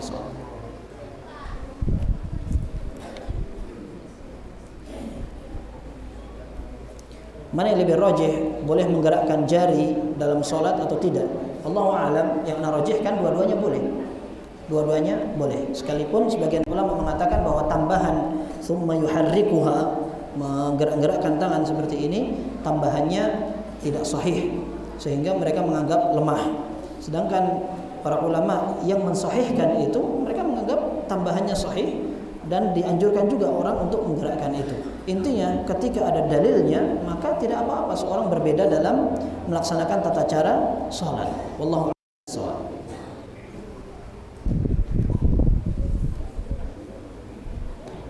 Apa hukumnya memakai sorban atau imamah? Boleh, tidak apa-apa. Sebagaimana hukum menggunakan songkok, ya, sama, dua-duanya boleh dan itu bisa menjadi sebuah ibadah karena kesempurnaan seorang dalam menggunakan pakaian dalam sholat bisa lengkap dan sempurna. Khudhu zinatakum 'inda kulli masjid. Ya, ambillah perhiasan kalian atau pakaian kalian pada saat setiap kalian akan melaksanakan sholat. Dan para ulama mengatakan semuanya bisa menyempurnakan, terutama tutup kepala bisa menjadi sesuatu yang mengurangi kewibawaan seseorang pada derajat tertentu. Ya, bahkan Anda pernah mendengar ulama ahli hadis mereka tidak ingin membuka tutup kepalanya, sekalipun dalam kondisi apapun, keluar menutup kepalanya seperti itu. Dan sampai sekarang di sebagian negara Arab mereka merasa aib kalau tidak menggunakan sorban yang seperti ini. Dan itu merupakan adat yang seandainya dilakukan tidak apa-apa. Ingin sempurna ketika sholat tidak apa-apa, seperti itu. Tapi kalau dikatakan itu paling sunnah, nah ini beda lagi urusannya. Ya. Kita pakai sarung, oh ini yang paling sunnah daripada yang pakai jubah misalkan, atau yang pakai baju sampai dengkul. Nah ini tidak lebih sunnah dari sarungan, kan Rasulullah pakai sarung. Nah apakah sarung Nabi SAW seperti sarung kita? Nah, tidak mesti. Nah, maka yang penting ketika seorang menggunakan pakaian itu, para ulama sering menasihatkan pakaian itu disesuaikan dengan pakaian orang sekitar. Rasulullah SAW bahkan ketika menyisir rambutnya, terkadang beliau Rasulullah SAW pernah mengikuti kebiasaan ahlul kitab. Ya, setelah itu beliau tidak ingin sama dengan mereka. Artinya Rasulullah SAW mempertimbangkan kebiasaan masyarakat pada saat itu dalam menggunakan pakaian, dalam menyisir rambutnya. Nah, selama tidak bertentangan dengan syariat. Orang sekarang lagi orang pakai pakaian ketat, ya, jangan diikuti. Memalukan, ya, apalagi perempuan. Nauzubillah. Ya, kalau pakaian ketat dipakai di dalam untuk suaminya tidak apa-apa, tapi kalau di luar gimana? Ya, tidak boleh diikuti sekalipun itu adalah adat. Wallahu a'lam bishawab.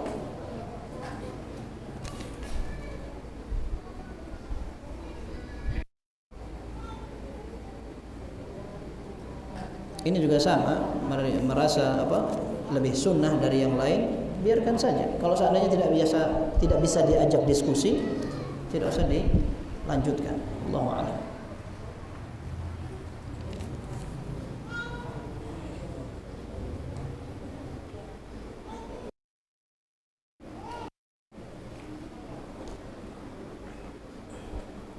Jika ada seorang dai mengadakan kajian rutin di malam Ramadan, tidak masalah. Mau malam Ramadan, mau pagi Ramadan, mau siang Ramadan, tidak apa-apa. Apa urusannya? Ya. Tapi yang sering dibicarakan oleh para ulama adalah salat tarawih. Salat tarawih dikasih pengajian atau kultum. Ya. Ini Rasulullah tidak pernah mencontohkan seperti itu. Nah, sebagian orang mengatakan ini kesempatan untuk memberikan nasihat, tausiah kepada jamaah. Mumpung mereka kumpul dikasih nasihat. Nah, akan tapi kalau kita ingin hati-hati, Rasulullah SAW juga tidak melakukan itu. Nah, kalau ada pengajian kan bisa aja dilakukan. Setelah tarawih kita pengajian, yang mau datang pengajian silahkan, yang tidak ya nggak apa-apa. Seperti itu. Daripada sholat tarawih kita putus dengan kajian yang Rasulullah SAW tidak pernah melakukan seperti itu. Wallahu a'lam bishawab.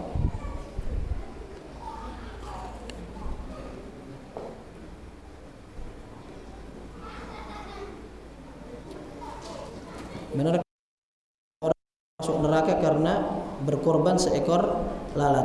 Ya, ada hadisnya. Dakhala rajulun al-jannata fi dhubar wa dakhala rajulun nar fi dhubar. Ya.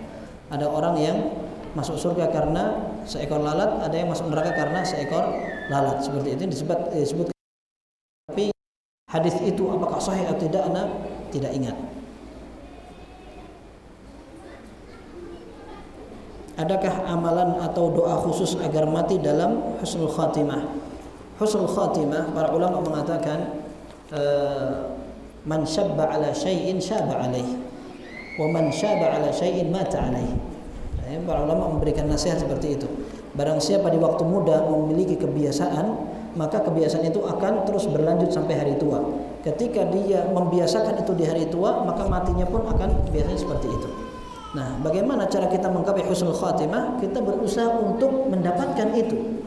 Kita berusaha untuk menerapkan firman Allah, wala tamutunna illa wa antum muslimun. Jangan kalian mati kecuali dalam keadaan berislam, berserah diri. Maksudnya kita berusaha terus untuk memperbaiki. Kalau tiba-tiba mati, kita dalam keadaan baik, seperti itu. Orang mati ketika membaca Al-Quran, mati ketika menuliskan hadis, mati dalam keadaan sholat, ini merupakan keistimewaan dari Allah Subhanahu wa taala. Bagaimana caranya? Sering-sering melakukan itu. Seperti alam bisawab. Apakah ada doa khusus? Doa saja, minta kepada Allah, ya Allah berikan aku husnul khatimah. Tidak apa-apa berdoa seperti itu. Cara menanamkan tauhid kepada anak sudah kita sampaikan tadi. Ya, kita sampaikan inti dari pemahamannya seperti itu. Tidak perlu menggunakan cara pengajian. Nak sini. Dengerin ya, alhamdulillah, anak kabur dulu anak itu. Ya. Ya, jadi antum lebih tahu bagaimana cara memahamkan anak antum. Allahu a'lam bishawab. Sudah habis. Alhamdulillah. Hah? Tambahan dari siapa? Dari antum. Baik, silakan.